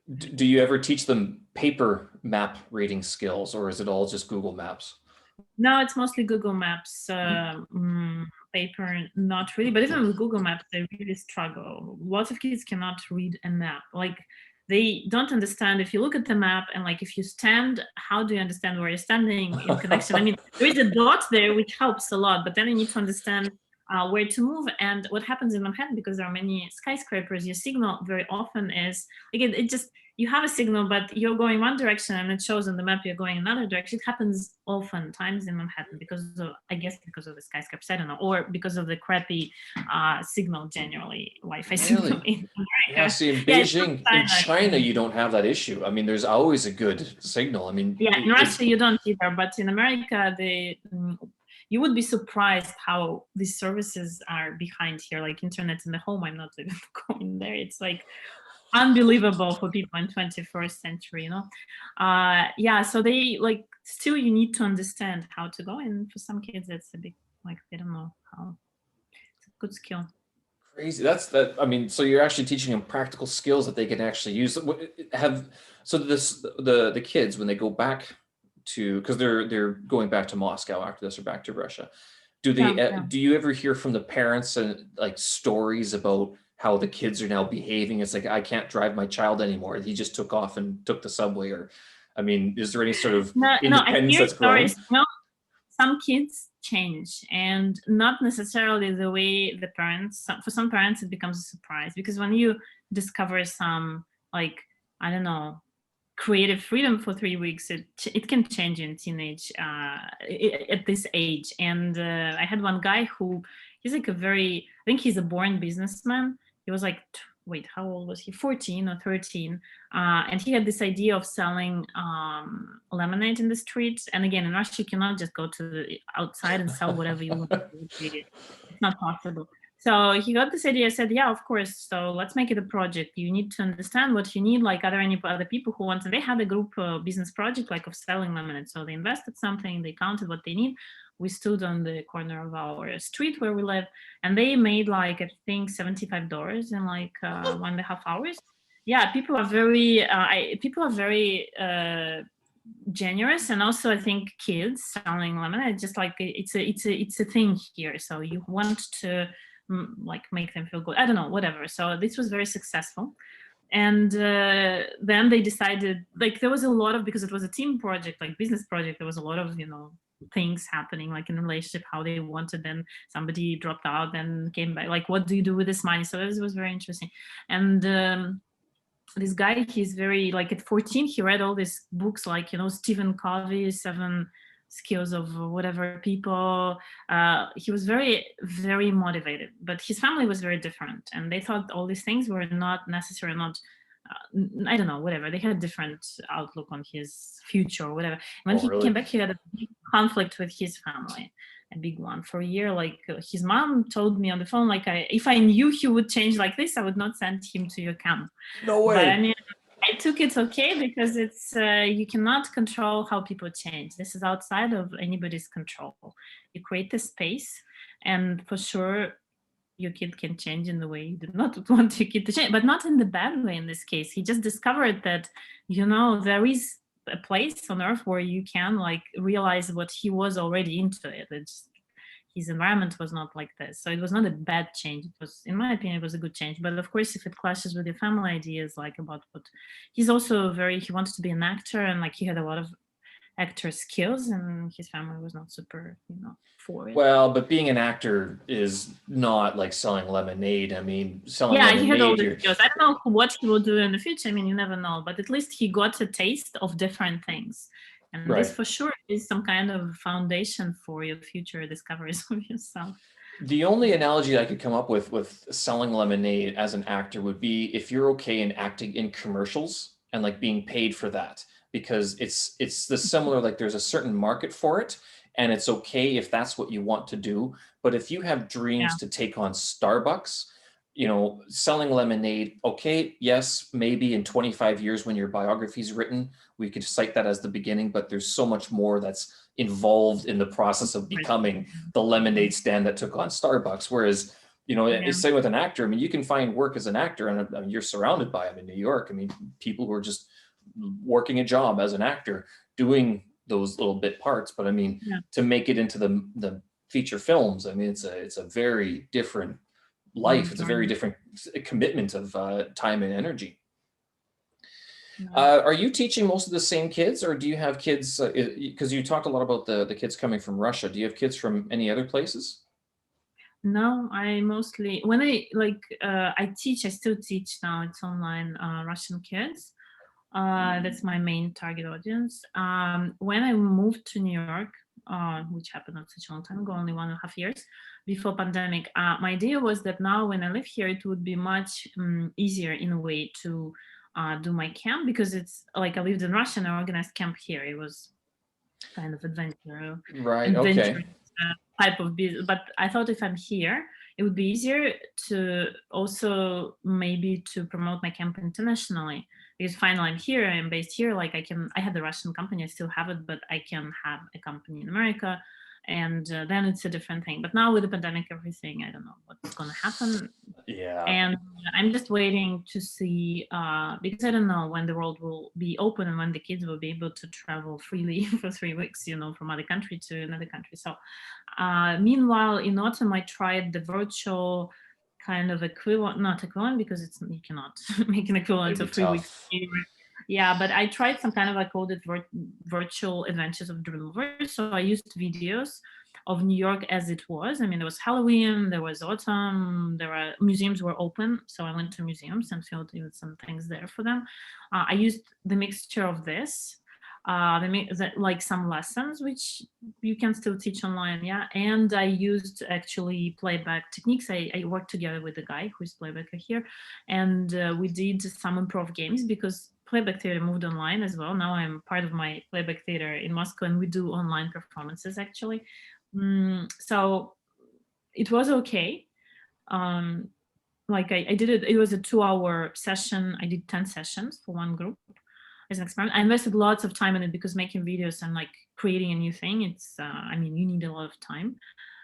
I think it has potential to grow, because like videos and being here, it's still to some extent, and like you can do it 360. Like there are things I can improve it technically and stuff, but part of me is just like I see potential there. I think it can be developed because it was a course based on New York reality, using the videos, interactive, still with creative side, everything which I like, and it let the kids be creative, speak English, learn new things, learn new words, and like it has potential. But part of me is struggling with this because everything is online, and I like being like in In real time person. with kids. Yeah. Yeah, but I understand that if this reality does not come back, let's say in another year, I really have to like, this is a solid idea and it can work. I know lots of things are happening online right now, and it's also difficult maybe to sell things online. And also what's happening in Russia right now, Russian is a very different place because everything is open there and life is normal.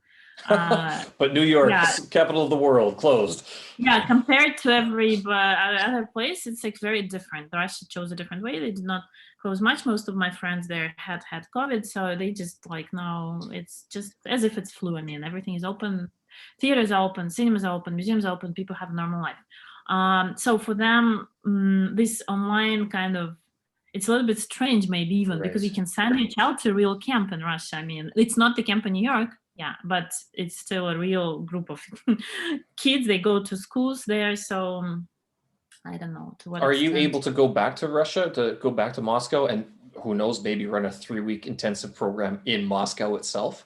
That's a good question. Technically I am, and by the way, New York and Russia, even in the worst times of pandemic, like in the worst when in New York there were worst times when lots of people died, it was always open. Like you could always travel between Russia and New York. It was never closed. I don't know why, Oh, but okay. due to my like status and document situation, I cannot go to Russia right now, and I don't know when I will be able Yeah. to go back. But yes, theoretically I can go and run something there. I'm playing with this idea of videos. I think it can be done, and maybe it has potential not only for Russia but for some other countries as well. Because imagine how many kids all over the world would like to travel to New York, but let's say they can't right now, or they can't ever because they don't have enough money yet. And like videos with some kind of interesting program can be like potentially good. I don't The know. one idea that comes to mind when you're saying this, making it more videos, is that by same way, by giving them an example, you make a 1 minute, 2 minute introductory clip of your neighborhood. You say this is what it is. You break down all the shots, and you've done that before, and you could narrate over top of it, and then you say, "All right, kids, introduce your neighborhood." Same sort of, just find the similar shots and Yeah. introduce your area like that. I mean, or hey, get them to start a podcast. Isn't that what people are doing these days? Everyone's podcasting. Yeah. Yeah. Oh, I think Just it's a because, great yeah. idea. I think you could certainly survive and thrive even on the online media world. Yeah.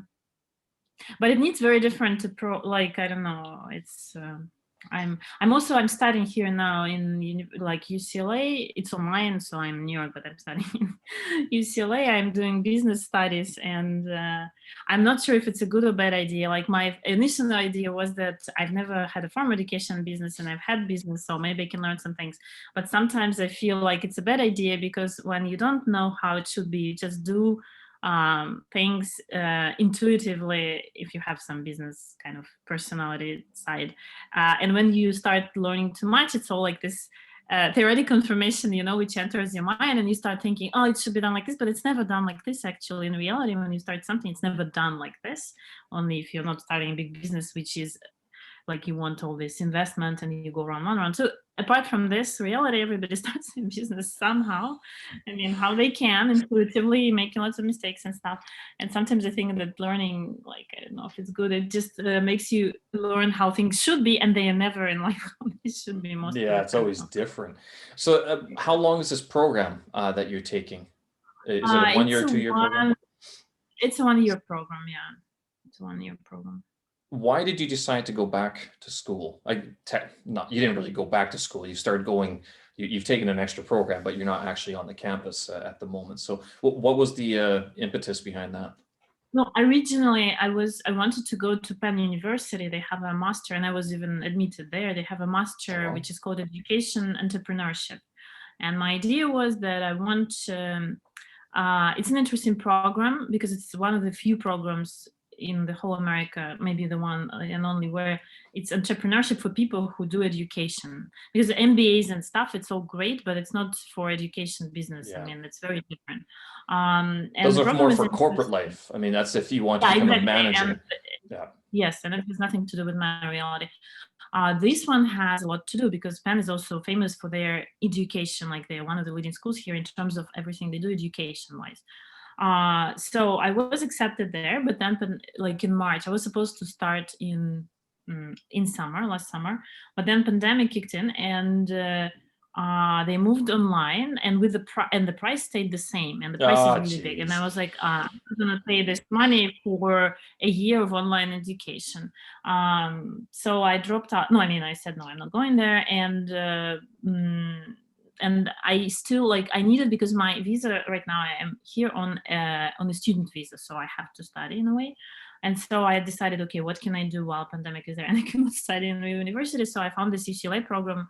It's pretty interesting, and I get some ideas there, but sometimes I'm like doubting if it's. I mean, Is it it's a the good idea. same? Is it a similar program or is it very different in No, the terms of other its in aims? Penn it was masters, and in UCLA I'm doing, like, it's called certificate program. So it's Okay. a program with a number of courses for people who are working already and they want to either change their career or get some more like knowledge in certain areas. I'm doing business administration with the concentration in entrepreneurship. But nothing focused on education, which is what No, the nothing. And that's, I university. think, the element which is missing for me big time, because I mean, business is nice, but lots of things like business and education, it's still business for sure. If you're a bigger tech company who is selling, like, tons of everything, but the education element is interesting too. I don't know, when this program is over, I will see what I will be doing. Everything is changing now in the world. You have to adjust. Everything you planned, it does Oh, not work the same way it's as you planned. So yeah, it's vastly changed. So then, with your Dream Movers, is this part of a larger educational company empire that you're trying to set up? I mean, or is it because when you're saying that with the masters, the MBAs, they go and work in corporations, usually to look at venture funding, to list on the yeah. stock market on a stock exchange. Is that something that you'd be looking at, or are you still looking to keep sort of smaller groups, more personalized education, or how's that going to work for your school? I don't know. I think after my education, especially, I don't want investors funding. I don't have these ambitions of building an empire. And also, when you have investment funding, very often you move the empire. That's where, because you give the part of your company to other people, and business starts dictating like what you need to do. No, I want to keep it small, but I wanted to grow it to a certain level, like have not one, let's say, or two sessions a summer, but have more running at the same time. And then I had the idea that like my other going would be in the world before pandemic, doing the same thing, the same model in other languages, because it's a replicable model. Like it's a certain model, what you do with kids for 3 weeks, I have certain principles. It's kind of a program which works in certain ways. So it can be done theoretically in French in Paris, or in Spanish in I don't know, Barcelona, or in Chinese in Beijing. The Yeah. idea is, yeah, I need a big city. That's a city with a lot of environment, with some museums, what I can build my program on. And then after this, it can run. I mean, small groups, I would keep that. I would not, like living in the houses, I would keep that, though it has certain difficulties for sure. It's easier to put the kids on the campus than to keep them in the house, but that's, or in the big apartment or something, but that's the idea of my program. So you'd be Not teaching teachers basically, is you're certifying sort of a methodology of education, of something, or intensive study. maybe franchising. I don't know. I Yeah. didn't know that, but I had these plans, like it would be somewhere in the future when and it would be Later, easier to do later. that. Yeah. Yeah, later. Having a company in America, like based in America than in Russia. I mean, it's much more easier to do anything international based here. So that was my plan. Now I don't know anymore. Right now I don't have such a plan. I just living and waiting to see what will happen in the world. Maybe develop this idea with the virtual thing. It might be interesting. Well, it sounds like a good idea. I mean, this is awesome to hear that you've been able to basically move so many times around the world, and you've set up your own business. I'm sure a lot of people would be looking at you going, "How did she do this?" And it's an amazing feat that you're able to uh, juggle all these things that are going on. And especially since, I mean, New York City being shut down right now, and now you're making that transition, and it's probably a very painful transition because all businesses are going through this squeeze into the online world. It's like, wait a minute, we used to deal with people face to face, and now Yeah, we exactly. can't. To bring children to New York, now we have to show them New York, through through the window of the video. Yeah. But let's be fair. I mean, a lot of them we're going to watch YouTube movies anyway, and that's how we experience a lot of the world. Yeah.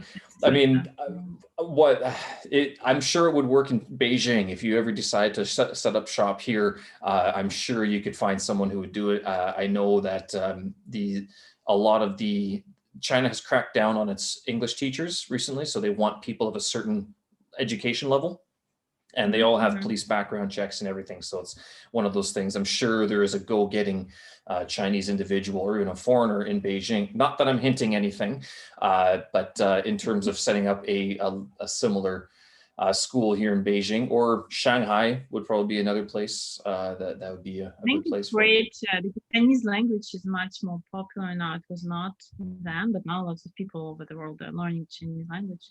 And yeah, I think it could work. I mean, it was one of my ideas, but let's see what the world will bring us. In terms of moving, yeah, I don't know. It sounds very exciting, but when it happens, it's part of your life. It is exciting, but also it just happens to you, like I guess it's a big change, really. Yeah, when you move through cultures and through, languages and places, but it's interesting. It's the way of life. I don't think New York, I don't have a feeling New York is the place where I'll I don't know. I think it's one of the most. I'm sure I will live somewhere else as well. It's just Where? Where else could you go? London. I don't know, but life offers, different things. I did not know, by the way, I would live in New York. It's funny. I always thought I would live in Montreal. Didn't end up living there, but I didn't think I'd live in Beijing, and yet here I am 6 years later, still here. I'm kind of surprised. Yeah, actually 6 years is quite a long time. I remember our Salty course, and it was just the beginning of stuff. Yeah, that was an interesting. It was a good course. I learned a lot, quite a bit. Yeah. All right. So if people want to get in touch with you, where do they go to follow you and get in touch with your services, what your online education services? I have a Facebook account and Instagram. The problem is it's all in Russian, because I mostly write for Russian people who are my clients, or just for Russian people. So Facebook, Instagram, and yes, I have a site, which, as you rightly said, is not translated into English, which is a bad thing, I guess. But there is Google Translate, now when you open the site, you can say translate this site, it translates pretty much. Yeah, it translates automatically now. Yeah. So yeah, I guess my site, my Facebook page, and my Instagram would be the places. All right. Well, we'll leave it there. Is there anything else that people should know about what you're doing and what we should expect from you in the future? No, I think we have discussed a lot of things in this amount of time. I'm very grateful for your questions. You know, it's interesting. I don't often do it's actually my first ever podcast. So uh thank you very much for inviting me. I have one more coming like end of February, but this is my first. It's very interesting, I think, to talk about your life and like you get a perspective yourself where you're like, oh wow, really, I moved so much, because in everyday setting you just do things. I mean, you don't look at it like this. Yeah, It's like, it's well, when you move around the world, it becomes the stress of moving sort of takes away from the amazing feat of actually moving, especially if it's intra-country, abroad yeah. and whatnot. It's the stress of getting through the customs channel or the visa channel sort of takes away from like wait a minute, you moved from there to there? How did you do that? Well, it was a lot of visa applications and form filling and stuff like that. Oh yeah, that is a big part of it. Everybody who is listening to this podcast, you need to know that this is a big part of changing countries and things. It's yeah, a lot of paperwork, but in exchange, you get.